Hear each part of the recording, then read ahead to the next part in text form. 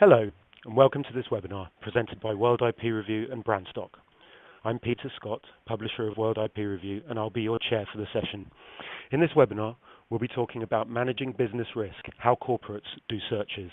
We're delighted to welcome a distinguished expert panel to share their experience with you today. Before I introduce the speakers and the topic in more detail, just a bit of housekeeping.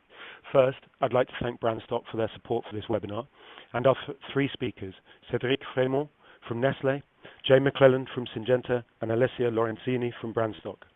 Throughout the webinar, you will have the opportunity to ask questions of any of our speakers. Each speaker will speak, and then following those presentations, there will be a question and answer session chaired by me.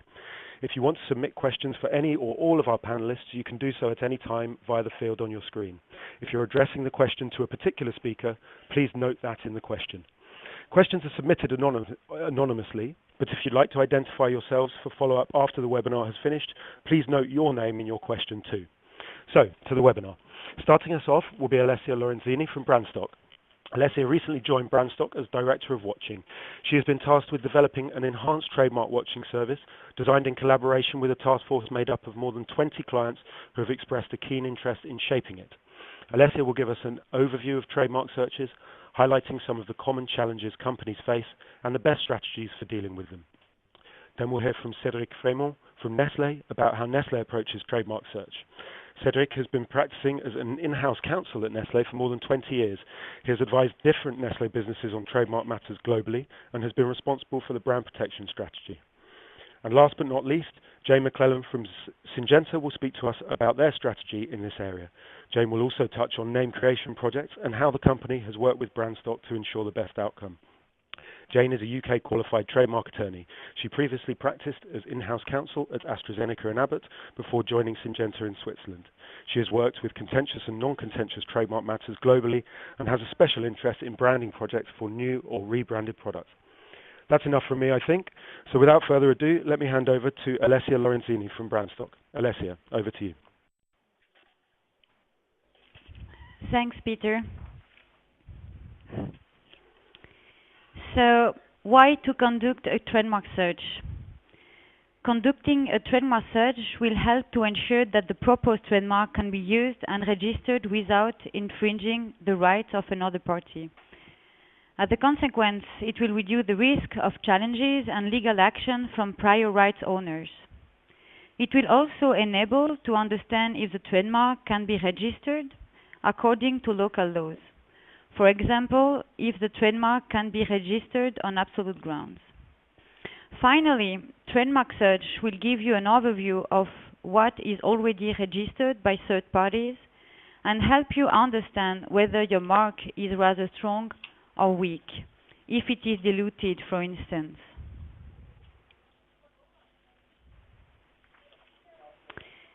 So, to understand the challenges faced by the industry, I would like to give you two examples and related challenges. At the end of my presentation, we will go back to them to discuss our recommendations and solutions. Here, example one. You would like to extend your brand to other territories or to other classes in countries where you already have registered trademarks. Your challenges in your company, besides the coverage, are limited internal resources to conduct and review the result, the budget, and the fact that you need the result quickly.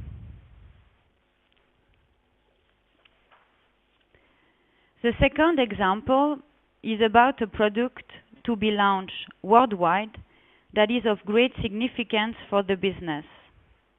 The brand has to be the same worldwide, has to respect a certain structure, and the business cannot afford any modification after the launch.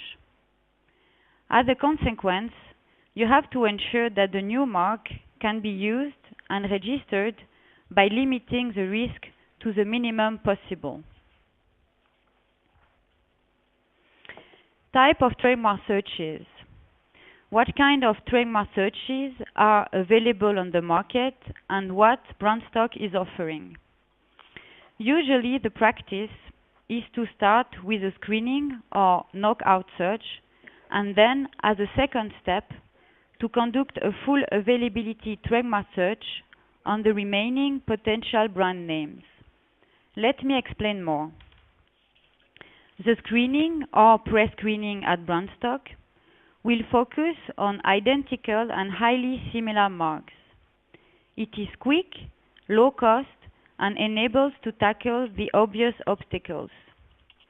It also gives you a good overview of what has already been filed as a trademark in the market, and thus help you understanding whether your mark is rather strong or weak. As I said before, for instance, if it is diluted or popular, etc. It might already give you a clear no-go from the beginning. Then, regarding the full availability trademark search, there, local agents conduct trademark searches and provide a full legal opinion on absolute and relative grounds according to the local laws and practice. Should you request the full availability search directly from your agent, you will receive numerous reports from different countries.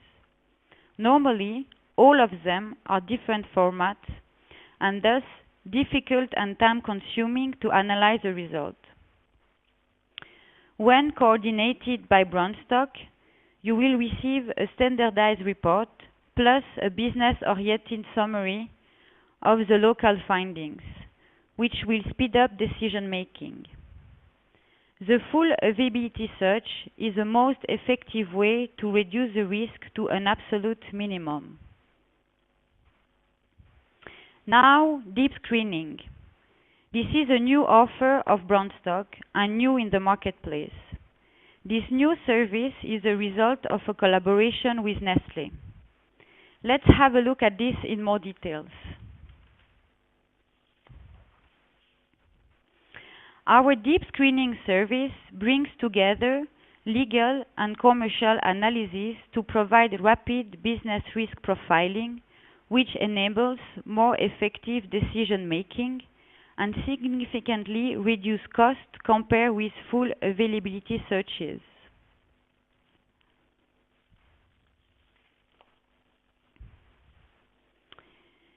So what, how, and when for deep screening? It is done internally by Brandstock team on online trademark search databases. They look at the similarity of potentially conflicting trademarks and conduct additional check on variety of online sources like search engines, social media, etc. The aim is to understand if and how the revealed trademark is used and since when, as well as to gather information about the trademark owners. Deep screenings offer the speed of pre-screening with in-depth commercial analysis that produce meaningful insight into business risk. This service helps you to answer the question whether the proposed new name is available for use at a reasonable cost. It is provided as a single report covering multiple countries, which is very easy and quick to analyze. Deep screening offers an alternative to full availability search for companies that want to optimize cost-risk balance and or to have a special focus on the freedom to operate. It can also be complementary to the current system in order to reduce cost and save time by acting as an additional and more effective filter before conducting full availability searches. Worth mentioning that Brandstock team will take into consideration your major competitors and consider your feedbacks based on your in-house expertise within their analysis.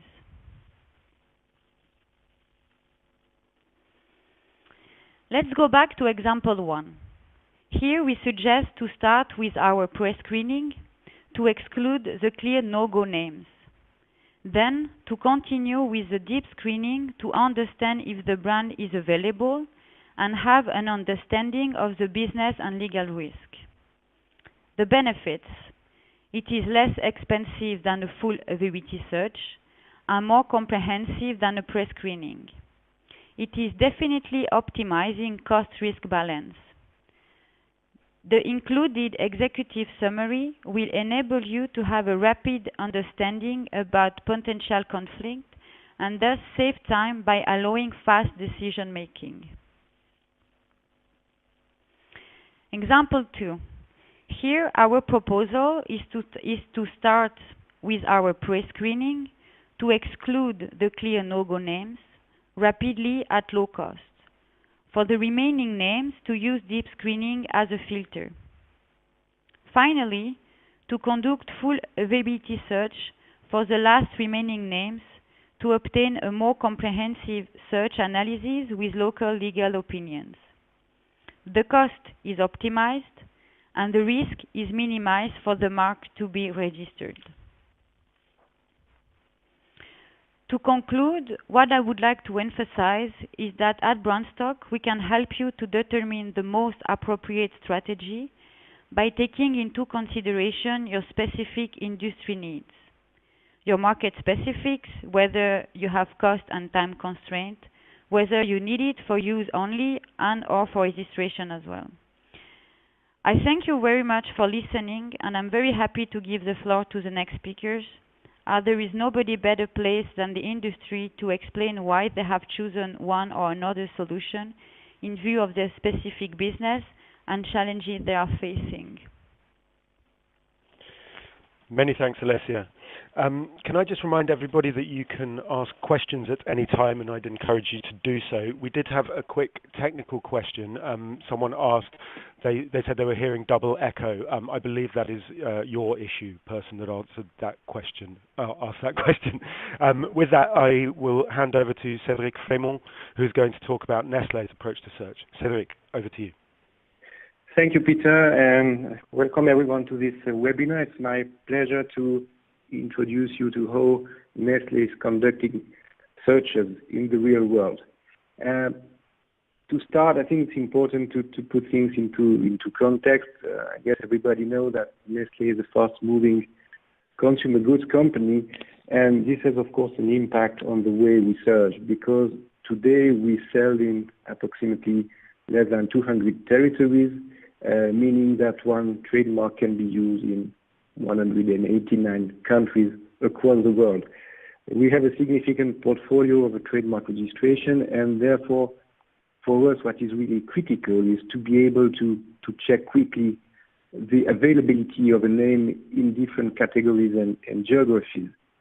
And throughout the years, the company has also evolved from what I would say traditional classes or core classes for a food company, meaning classes 5, 29, 30, 31 for pet care, and 32, to other areas which at the beginning were not part of our business.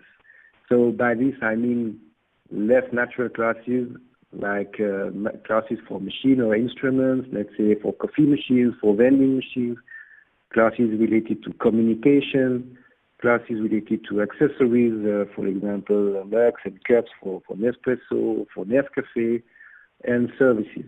So this shows that for a company like ours, we need to go far beyond the traditional classes, and this has, of course, an impact in terms of cost and also speed to get the result. Now, we need also to talk a bit about strategy. Of course, given the right range of goods and services that we have to search, the strategy needs to be tailored to the trademark and taking into account several factors. The factors are the type of businesses we are searching. You don't search a trademark the same way if it is for a water product or if it is for a coffee product or a coffee machine. Then you have difference of geographies. We have brands which are more present in some region like Asia and Africa, while others are more present in South America, the classes I mentioned. And then the way you search is also depending on the distinctiveness of the trademark. As trademark practitioner, we would love to have fully distinctive trademarks, but we need also to adapt to the trademark that are given to us by the marketing. So the distinctiveness of the trademark plays also an important role in the way we adapt the search strategy. The process that we use is probably not something totally new to all of you. We do a two-step approach. The first one is, of course, a preliminary identical check for the proposed candidates, and here I will elaborate a bit more about this. This preliminary check, we do it internally through the available online platforms that are on the market.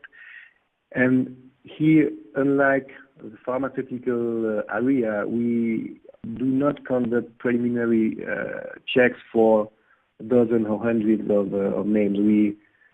We tend to educate the marketing to come with a selection of names rather limited, and then we start the preliminary checks. And of course, to clear the way and to identify the clear no-go. And then we go to the second step, which is the full search. This I will elaborate later on. What you have to understand is that in a company like Nestlé, the name selection, and here again, unlike in the pharma industry, the name selection comes at the end of the process, of the development process, not to say at the very end of the development process, meaning that when we have names to search, we need to be very quick because we have just a few months ahead of us before the product is launched.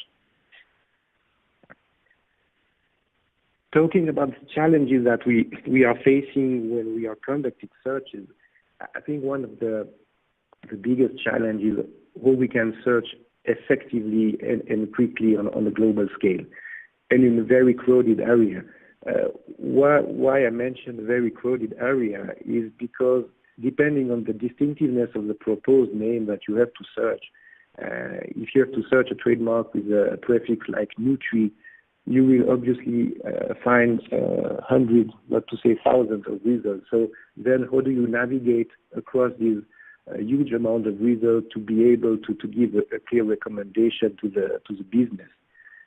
Another challenge is of course how to cope with the restriction of resources. And here I'm talking about human resources, but also financial resources.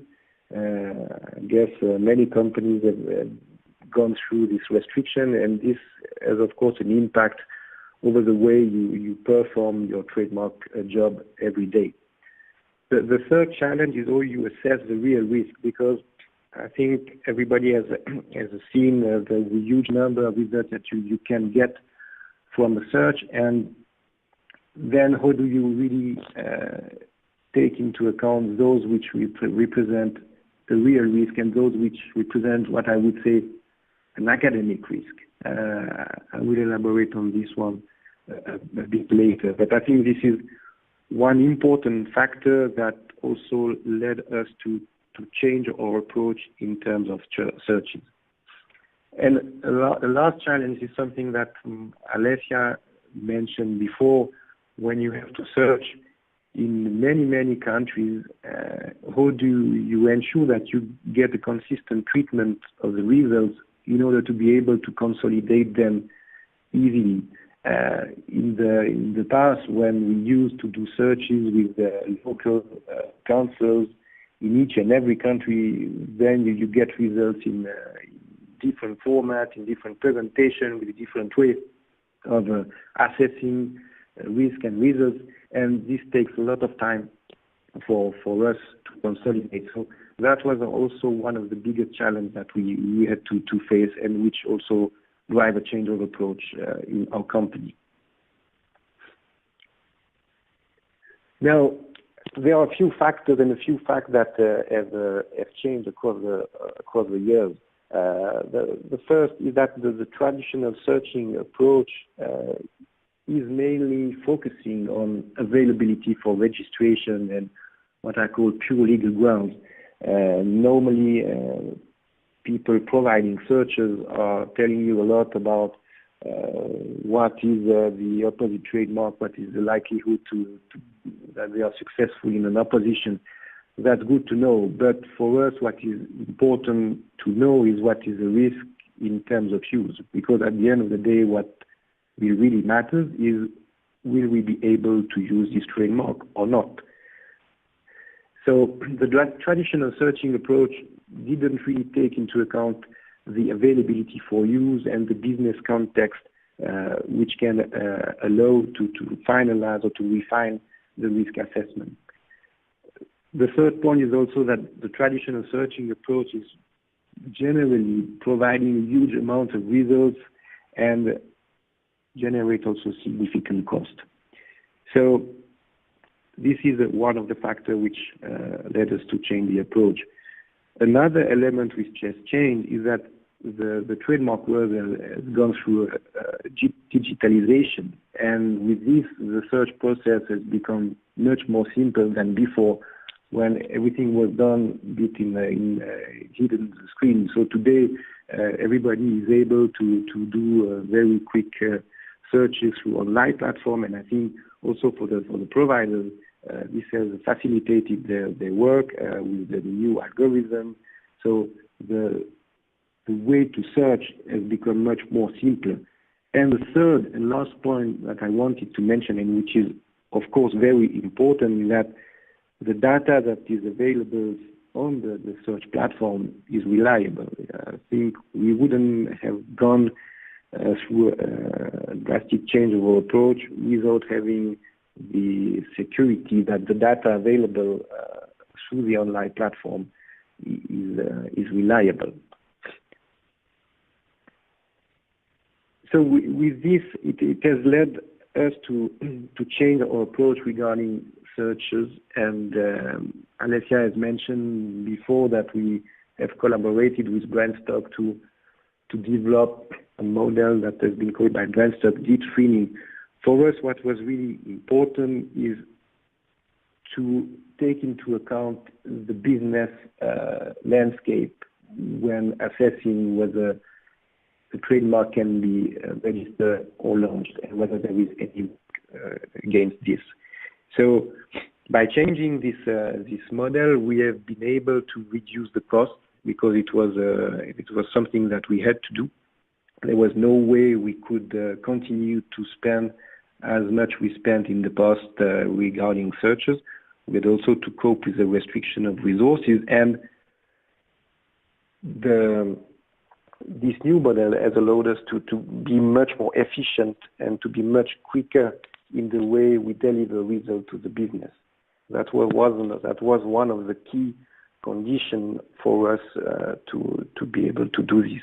And there are several advantages with this model: the efficiency, as I said, the speed, and the business focus, which was really key in the context of our model. Of course, this model is not always 100% the model chosen. We still continue to do full availability search.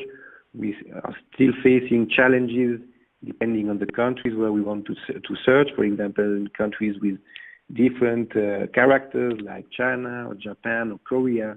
And here, of course, we need to go deeper into the search. But I would say that with the model that we have contributed to develop and the collaboration that we have put in place with Brandstock, we have obtained a very good balance between risk and cost. So with this, I think you have understood a bit better how we are proceeding. I welcome questions through the screen too, if you have, and I leave the floor to Peter. Many thanks, Cedric. We do have some good questions coming in, so just a reminder to everybody that after Jayne has spoken next, we will go on to the Q&A session. So if you have questions, please do get them in now.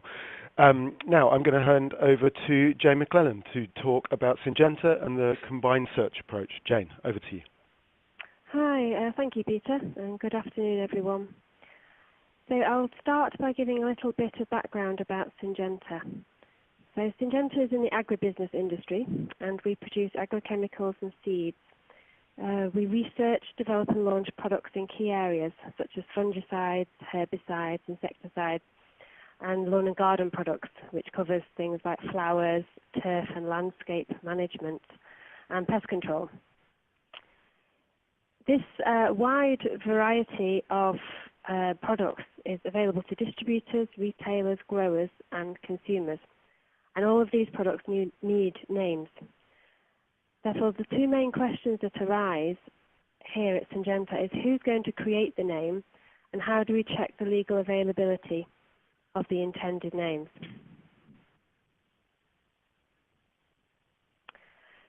So our key challenges are we need to be flexible here at Syngenta. It's a very fast-changing environment, and it's important to know when it's best to use our internal team resources and when it may be more appropriate to actually utilize external resources.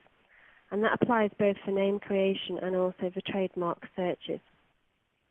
We also have challenges in regard to personal preferences, and we decided that the desired approach would be to have a collaborative, cross-functional approach to this process in the future to ensure that we eventually have a commercially desired but legally low-risk name ready for product launch.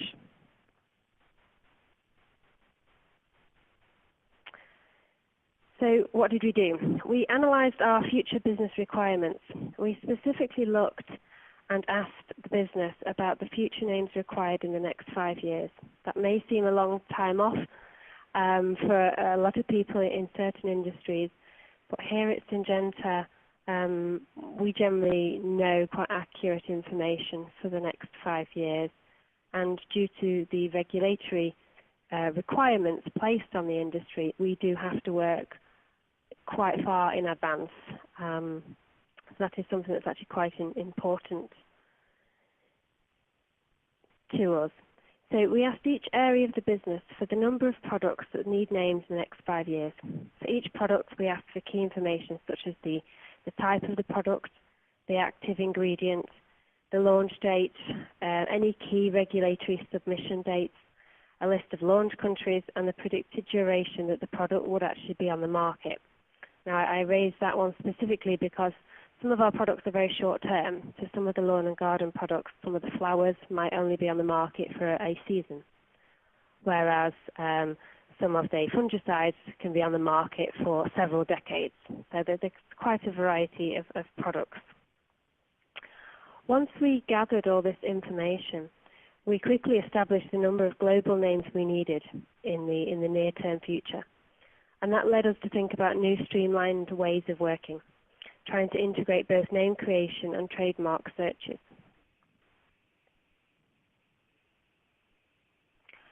So slide 24 is a visual summary of our integrated solution. And if you have a quick look at that, it describes where we use external resources, in this case Brandstock, and where Syngenta are actually involved in the process. It's very much a collaborative process from start to finish, using internal and external resources. And we also specifically create an internal cross-functional team for this particular project. I'll talk about that a little bit more later on. Okay, so a little bit just on the history. Historically, most of our names were created individually on a project-by-project basis. This led to a large number of separate projects going on across the company at any one time. There wasn't a great deal of visibility on what was actually happening in the different countries, on the different projects. It involved many resources, therefore a lot of duplication, and it led to a lot of high costs, not only external high costs, but also internal time management of employee costs. So following the analysis of our future requirements, we decided this year to try and do a faster one-off project, thereby using less internal resources, more transparency across the business, and ensuring a cross-functional approach to name creation, and hence a lower budget impact.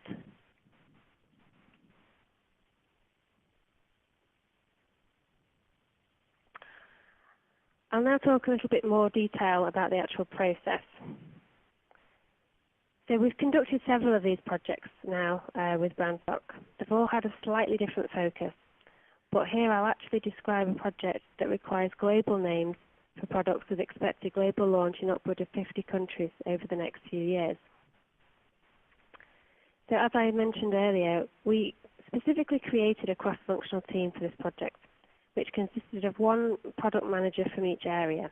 So, for example, one member from fungicides, a product manager from herbicides, one from insecticides, etc., along with members of the branding team, the trademark team, and sometimes even members of the regulatory department if that particular project had complicated regulatory requirements. So this cross-functional team initially provided input to Brandstock on the desired qualities of the names that we wanted, and test names were developed. And following on from this, 400 names were then created by Brandstock. Brandstock conducted pre-screen searches to identify any identical marks or highly similar marks in identical goods and services, effectively knocking out these at the early stage. And then from these results on this Excel platform, each member of the cross-functional team could vote. And we asked each person to vote for their preferred 125 names, which is actually quite difficult sometimes. Some people, obviously personal preference, some people could easily select 125 names. Others sometimes may get to say 80 or 90 names and say, I really don't like any of the other names. And the voting was done in a positive and a negative regard. So for each name that was created, you could give it a +1 if you liked it, a -1 if you disliked it, or a 0 if it was neutral. These results were all put together, and then we could see statistically which names were the most preferred. And some names instantly came out as everybody liked them, and other names everybody disliked, and then sometimes a variety in the middle. So from the 125 names that were the most preferred across the team, Brandstock conducted further auto-screen searches. And the results of these, along with their legal recommendations and rankings, were all put on one Excel document. That was really good to be able to see at first glance all the voting, the ranking, the legal recommendations, and you could also put your comments on the Excel sheet as well. And that was definitely interesting. We frequently, when we do these projects, we see a disconnect, if you like, between what the trademark attorney may think is a good name and what the commercial managers may think. Now, that is not particularly a surprise. We've had that on several creation projects in the past. On this project, actually, we had an interesting development where we had a lot of names where the product managers liked names and the branding team didn't. And we didn't particularly expect that.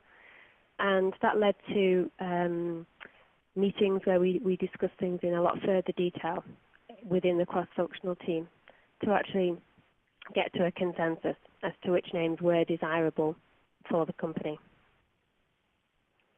So moving forward, on slide 27, we then had, following the auto screens, we then had to vote again for the preferred 90 names of the 125 names. Once we had the 90 names, these went through to Brandstock's deep screening searches, which is, as discussed earlier, it's a more comprehensive search, but it is not at this stage a full availability search. It is a sophisticated search strategy, and it's very appropriate for this project, as it can be conducted in many countries. And in this example, we were actually doing deep screen searches on, I think, about 65 countries, which for this project were the most important launch countries. And it was very useful to be able to do that on such a large scale. Again, the results from the deep screen searches came in, and they went onto this Excel table. And again, you could easily see the ranking and the legal opinion. And from this, we actually again had to vote. and we selected the 45 preferred names. At this stage, we then received 45 full reports, as Alessia was referring to earlier. Each report has a risk level for each individual country, a low, medium, and high. And it's visually, it's very interesting to see, because if every country, if the initial thing you look at, everything's red, then that's high risk across all countries, and quite frankly, it's probably not even worth actually, looking at the report into too much detail, because if there's that many obstacles, we're not going to move forward with that name. What we like to see is lots of green or yellow risk levels for each country, and then we actually look at each report. We also, when we're looking at the reports, we do have additional full availability searches done in certain countries. So, for example, the first country of launch, we may decide that we'll have the full availability searches conducted in that country. The USA, Brazil are other countries where we frequently would have a full availability search conducted.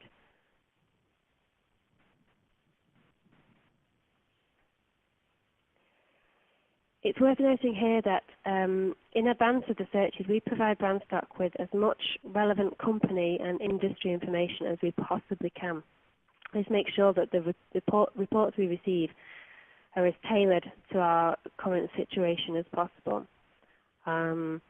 If we have a key competitor has a name, there could already be agreements in place that may actually be of relevance, but the business impact and the commercial reality is incredibly important. And I feel that the more information we can provide when these searches are being conducted, is the better the report we actually receive at the end. Each report also has an overall risk level. So you could have 10 countries with a low risk, you could have 20 with a medium risk, and you could have 1 or 2 with a high risk. Now, the overall ranking for that mark is probably very good.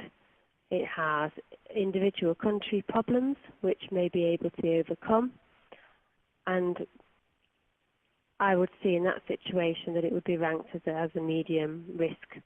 But each report is detailed. We can look at those risks that have been identified, and I'll move on to that next. So once we have these 45 reports, internally we review these reports in detail, and the same with the full clearance availability searches. We look at the reports, we look with our internal knowledge and our historical experiences to decide which names we think are legally the best, and we provide that input and the risk analysis to the cross-functional team for this project. The cross-functional team then sits down and decides which names, given all the current risk levels, they actually want to move forward with. So the preferred option would obviously be to select 25 names that are all low risk. But these names have a greater chance of being registered globally, and that also reduces legal bills in complicated prosecution cases. But in reality, out of the 45 reports, we probably have between 5 and 10 what we call low-risk names, where they're low risk globally.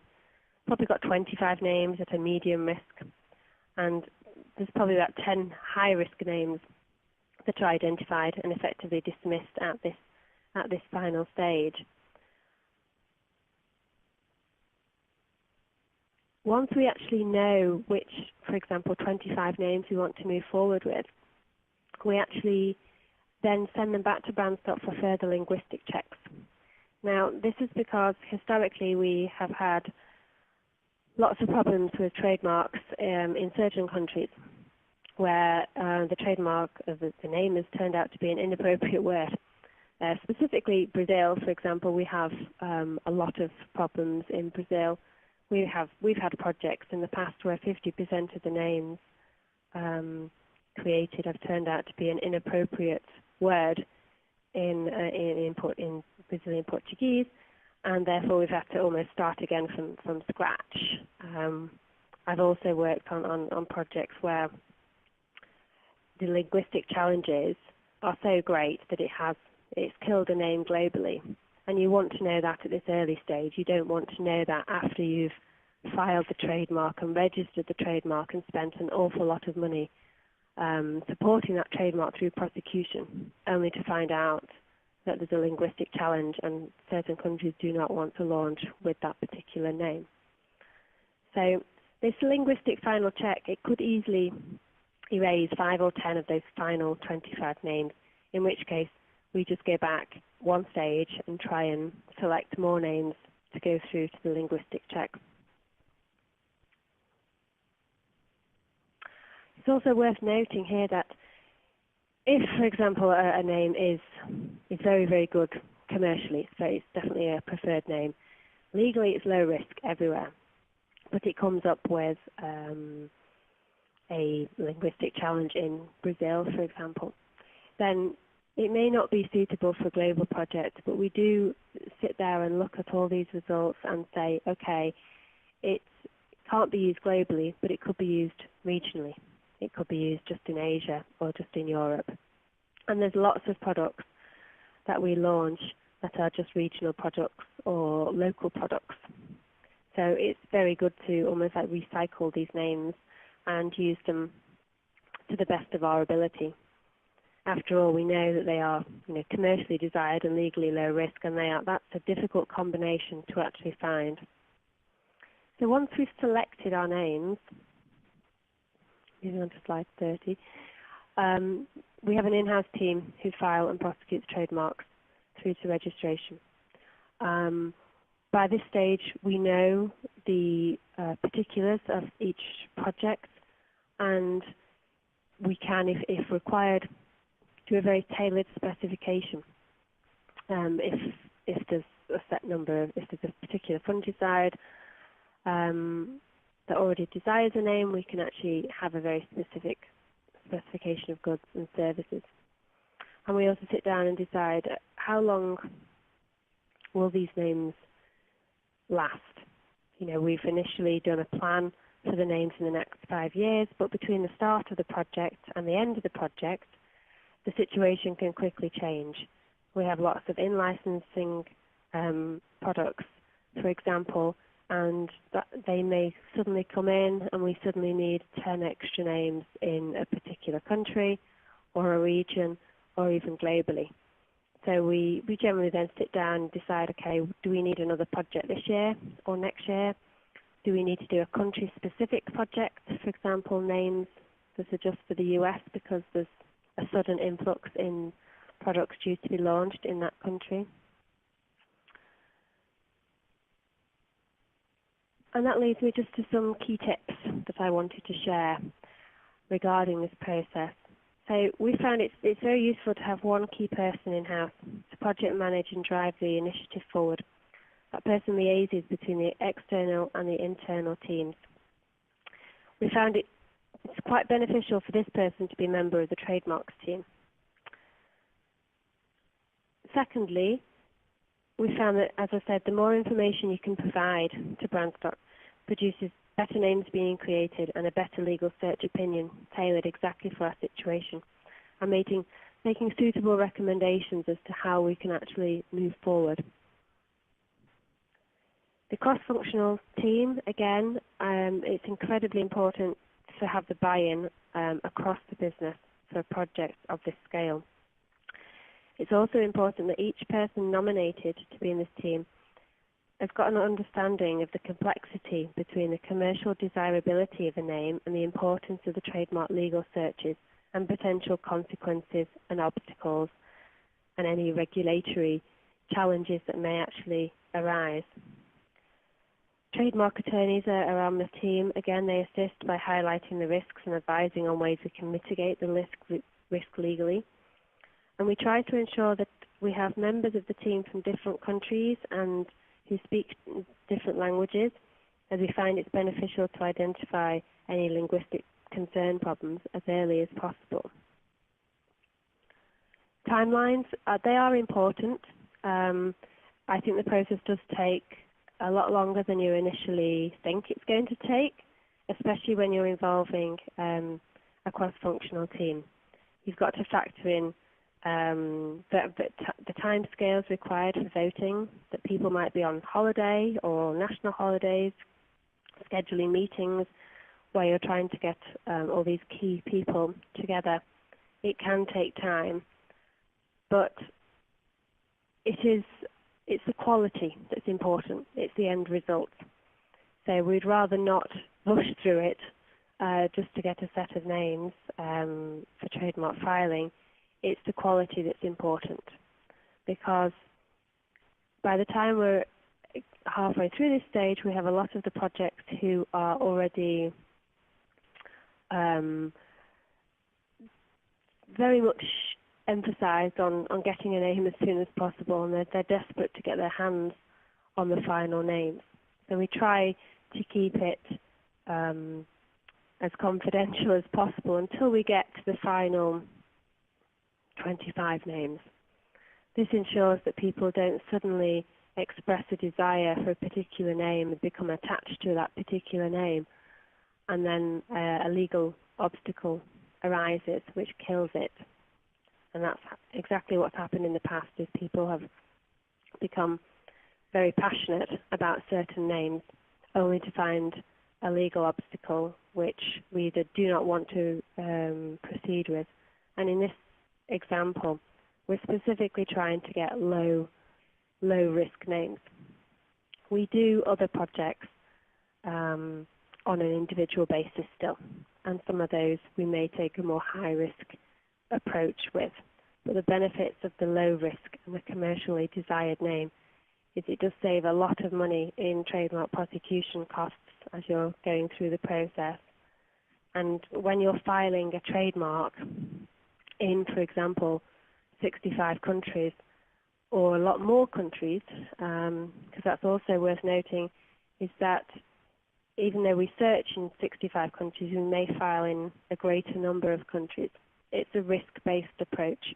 We can't afford to search a potential name in every country of launch. So the deep screening is a good balance with this approach, and then we focus our full availability on countries that are critical, where it's critical to have that extra level of security.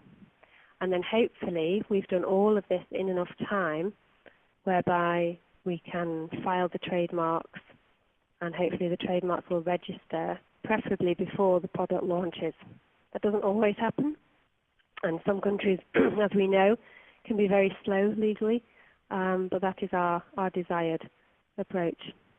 And hopefully this process ensures that we end up with the correct number of names that we need for the next few years, that are good quality names and they're commercially acceptable and legally low risk.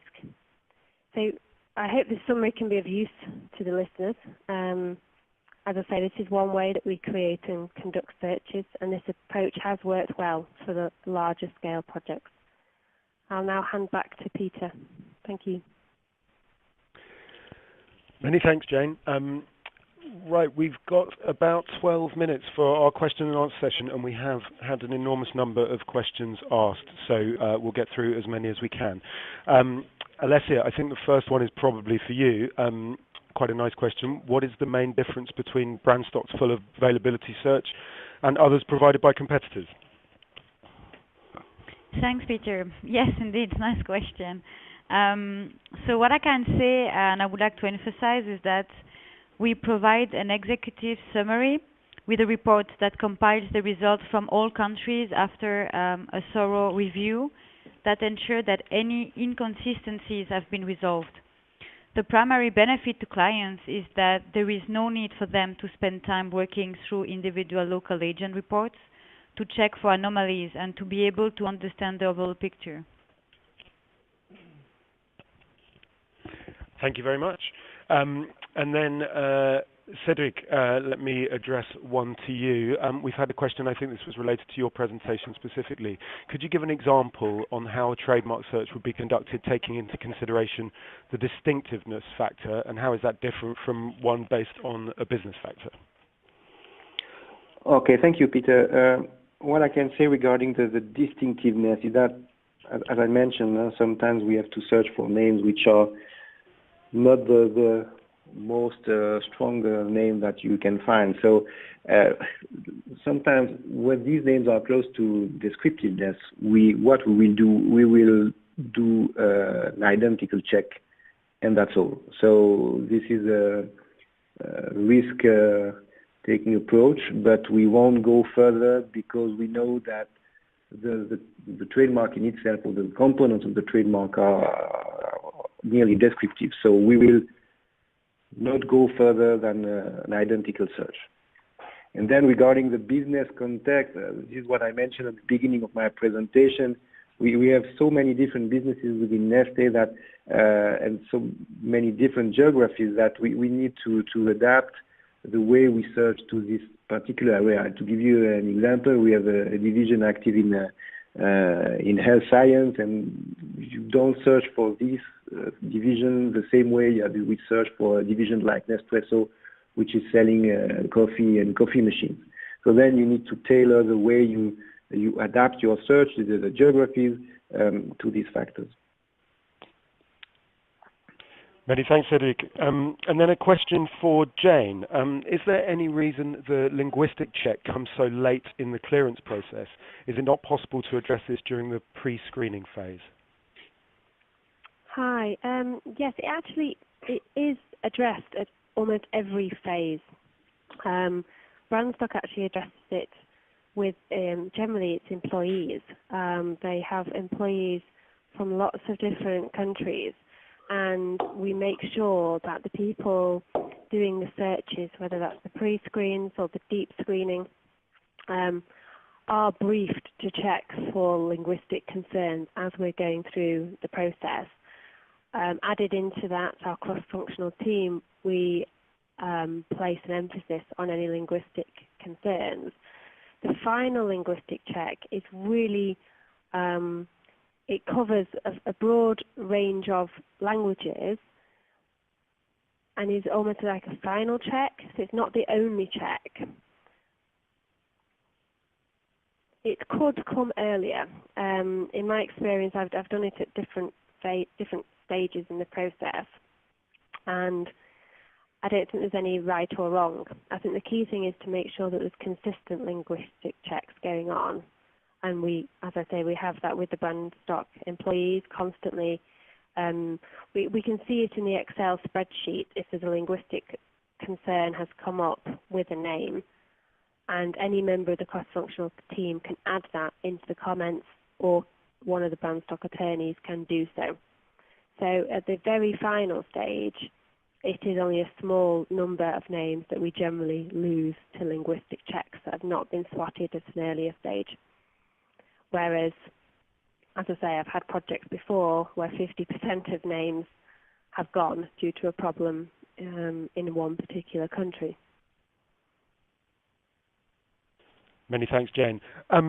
Just quickly before I move on to another question, we have had a question from someone which Brandstock will reply to by email. It's a question which includes the phrase, we don't have a large volume of marks. If that person could please make themselves known to us through the question panel, that would be great, because it's come up anonymously. We think we know who you are, but we're not sure. Alessia, another question for you. In your presentation, you talk quite a bit about your deep screening. However, you didn't say how much the elements actually cost. Could you give the audience a price range for this type of search? Yeah, of course. So deep screening, usually it covers a bigger set of countries. So the range is usually between 10 and 70 countries. And the prices start around €2,000, depending on the number of classes. So this is the idea I can give. Great, thank you very much. And then just, I think one more, or perhaps two more questions. Alessia, for you again, against what criteria are you ranking prior trademark owners to decide whether they are more or less likely to be a threat? So we take account of number of factors, including what we know of the owner from past experience with the search clients or others. So experience there, it's really important. What is on record as to owner's tendency to litigate or settle. To what extent the owner has invested in promoting the mark or is earning from it. So we really tend to really understand the market and to have to take into consideration the big picture. Thank you very much, Alessia. Right, I think we're going to have to leave it there. So if you did have questions which did not get answered, then please do feel free to address them to me or indeed to Alessia by email. Contact details are here. Just remains for me to say thanks very much for listening. All info about searches can be found at www.brandstock.com. This webinar will be available on demand for the next 12 months, so please do forward it on to anyone you think would be interested. And please also leave feedback on the screen. Finally, it just remains for me to thank our speakers again, Cedric, Freymond, Jayne McClelland and Alessia Lorenzini, and to thank Brandstock for their support. Please keep your eyes open for future webinars from WIPR. We hope you'll join us again. Thank you very much. Bye-bye.